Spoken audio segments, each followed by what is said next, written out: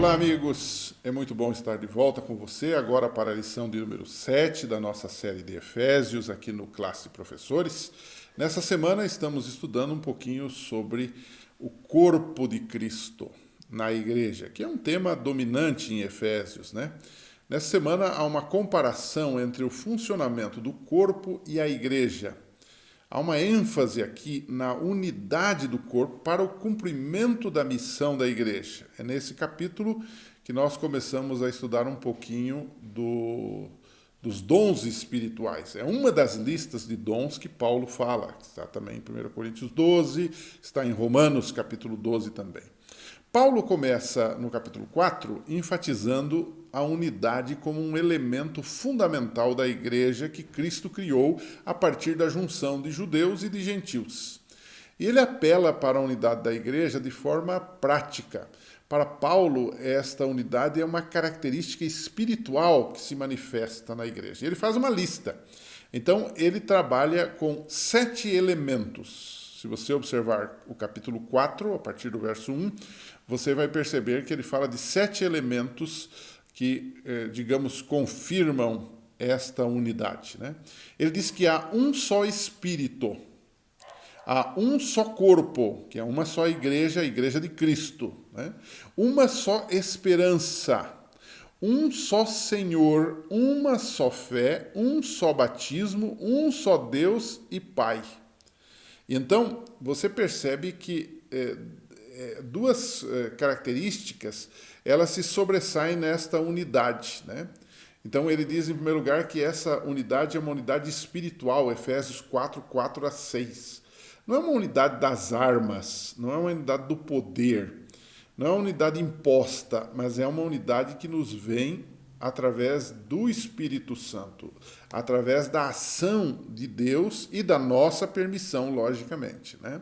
Segundo lugar, ele admoesta para o seguinte, que essa unidade, baseada nesse um só Senhor, uma só fé, um só Deus, um só corpo, ela deve ser buscada com esforço. E aqui é um ponto interessante que na lição da semana passada eu dei uma breve abordagem neste assunto e então deixei para esta semana, né? Ele diz que essa unidade entre os crentes, entre os cristãos, ela deve ser buscada com muito denodo, com muito esforço. Olha só o que ele diz. Façam todo o esforço para conservar a unidade pelo Espírito, a unidade do Espírito pelo vínculo da paz, Efésios 4:3. Ou seja, não é uma coisa fácil. Eu disse aqui que você, quando fala do céu, das glórias de Deus, da nossa vivência com os salvos no céu, você está falando de perfeição, você está falando de vida eterna. Mas quando você fala da vivência ou da convivência dos cristãos na igreja atual, aí a coisa é um pouco diferente. Por quê? Porque você está convivendo ainda com pessoas circunscritas ao pecado. Todos nós somos pecadores, embora nós já tenhamos aceitado a Cristo, justificados, mas nós ainda estamos num processo de santificação. E aí que alguns se atrapalham, porque eles acham que quem está na igreja tem que ser perfeito no sentido estrito da palavra. Não, nós temos que ser perfeitos no nosso relacionamento com Deus, a nossa maturidade espiritual tem que aparecer. Mas não há uma perfeição. Me diga onde você encontrou alguém que não tenha defeitos, né? Nós estamos trabalhando nisso. Então, Paulo apresenta, nesse caso aqui, da busca pela unidade, 3 qualidades que o corpo, que é a igreja, deve ter. Em primeiro lugar, eles devem ser humildes, humildade, nesse sentido não de depreciação própria, mas de apreciação pelos outros. Ele usa a expressão julgar os outros superiores a você. E esse é um bom motivo para a gente não escravizar ninguém. E a gente, com isso, está demonstrando a nossa humildade diante de Deus e diante das pessoas. Segundo ponto para preservar a unidade, além da humildade, é a mansidão. Esse é um problema sério. Na prática, a gente vê isso. Quantas vezes a gente se perde nisso? Quantas vezes a gente causa brigas na igreja, fraturas na igreja, talvez a sua igreja esteja passando por um momento como este, por falta de mansidão, né? Mansidão aqui é no sentido de alguém que tem controle próprio e tem disciplina própria para agir e falar na hora certa e da maneira certa. Muitas vezes não tem a ver com falar ou não falar, tem a ver como agir, de que forma falar. Você pode falar palavras duras, mas com candura, com amor. É diferente de falar com grosseria, o que é muito comum também, né? Terceiro ponto, você tem que ter humildade, ele diz para conservar a unidade, você tem que ter controle ou mansidão e você tem que ter longanimidade. O que é longanimidade? É paciência e resiliência, né? Então, muitas vezes na igreja tem um problema e a gente quer resolver a ferro e fogo e faca. E isto geralmente divide a igreja. As pessoas são diferentes. Então temos que ter uma certa paciência, uma certa resiliência diante das coisas e saber que nós precisamos disso para conviver. Nós precisamos conviver no casamento bem, na família bem e na igreja também. Então muitas vezes nós queremos as coisas do nosso jeito e nós às vezes achamos que nós fomos os agraciados pela revelação divina, que o único estilo de música é o que nós entendemos que deve ser assim, que o único estilo de culto, de liturgia tem que ser assim, que o único estilo de assistência social tem que ser assim. E não é assim, as pessoas têm ideias diferentes. Aquilo que não contraria frontalmente a palavra de Deus pode ser tolerado. Claro que aquilo que contraria princípios deve ser descartado, né? Então, trabalhamos, em primeiro lugar, com a questão da unidade em Efésios 4. Ele começa falando das 7 elementos que comprovam que devemos ser unidos: um só Deus, uma só fé, um só Senhor, um só batismo, um só corpo. Ele também trabalha as qualidades que devem nos levar a desenvolver um espírito de unidade. E então, um segundo bloco que nós temos na lição desta semana tem a ver com a unidade para cumprir a missão. Por que somos unidos? Simplesmente para bonito? Não. Ele fala a respeito de seguir sobre os dons concedidos ao corpo de Cristo. Se nós somos um corpo unido, cujos membros trabalham para as funções do corpo, a grande função do corpo qual é? É edificar esse corpo de tal forma que ele seja uma representação de Cristo para o mundo. Então ele fala aí dos dons que Deus concede a esse corpo. E para que são esses dons? Esses dons são para cumprir a missão. Ele até faz alusão aí ao Salmo 68, verso 18, né? Ele diz assim, esse salmo se refere a Jesus. Ele diz assim: quando subiste em triunfo às alturas, levastes cativo muitos prisioneiros, recebestes homens como dádivas, até mesmo rebeldes, para estabelecerdes morada, ó Senhor Deus. Muito se tem discutido sobre esse verso aí do Salmo 68, verso 18, né?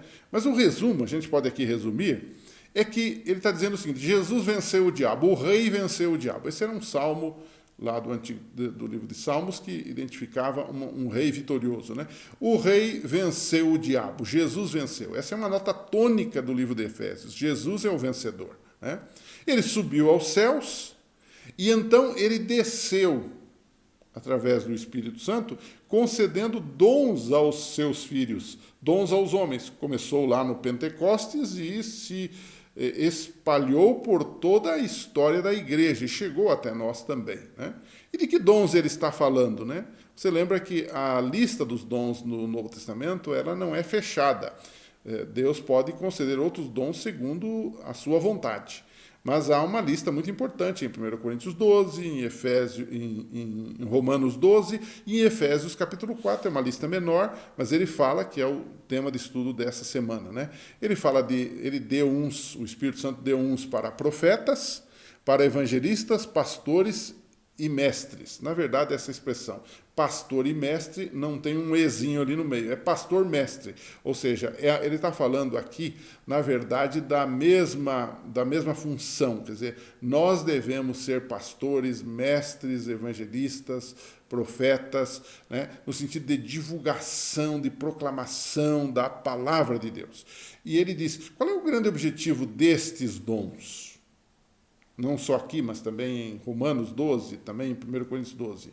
O objetivo desses dons, ou presentes, ou carismas de Deus, tem como finalidade preservar ou preparar os santos para a obra do ministério, ele diz, para que o corpo de Cristo seja edificado, até que alcancemos todos a unidade da fé e o quê?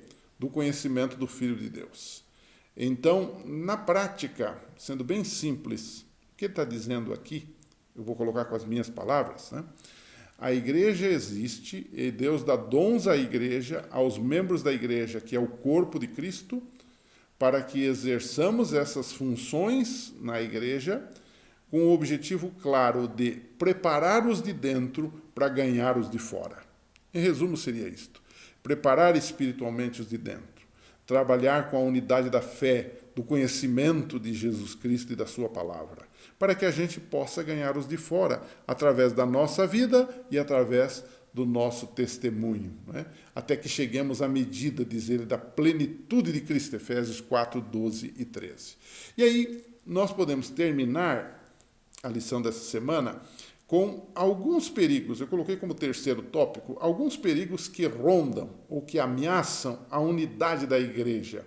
Baseados também em Efésios capítulo 4, eu detectei alguns desses perigos, né? O primeiro perigo e principal é a imaturidade. Note que Paulo diz em Efésios 4,14 o seguinte: o propósito é que nós não sejamos mais como crianças. Não que ele está desprezando a criança, não, ao contrário. Ele está dizendo que a criança ainda não está madura, que ela fala coisas, que ela, quando vai comer, ela derrama o alimento no chão, ela faz coisas próprias de alguém que é imaturo. Então ele está dizendo o seguinte: você como cristão não deve ser imaturo, você tem que crescer espiritualmente para você não cometer as bobagens que você cometia quando você era um recém-convertido, por exemplo. Quer dizer, as pequenas coisas que acabam se avolumando. Então, uma coisa que ameaça a unidade da igreja é crente imaturo, é crente que não cresce, é crente que passa ano e entra ano e ele continua fazendo as mesmas besteiras que ele sempre fazia. E isso compromete a própria unidade da igreja. Segundo lugar, tem a ver com inconstância. O primeiro é imaturidade, o segundo é inconstância, né? Ele usa a seguinte expressão: alguns crentes são levados, diz ele assim, de um lado para outro pelas ondas. São jogados para cá e para lá por todo o vento de doutrina. Também Efésios 4,14. Interessante isso aqui. Parece que as coisas se repetem. Na época dos Efésios havia alguns que estavam inconstantes na fé. Eu creio nisso. Eu já não creio mais. Agora eu creio no que o outro pastor disse. Hoje está muito comum isto, né? São os crentes da internet. Nada contra a internet, nada contra você ter os seus pregadores preferidos. Nenhum problema. Esse canal aqui está na internet. O problema está, meus amigos, em a gente ficar seguindo homens meramente, indo atrás das opiniões de homens meramente. E isto acaba sendo, de fato, um problema.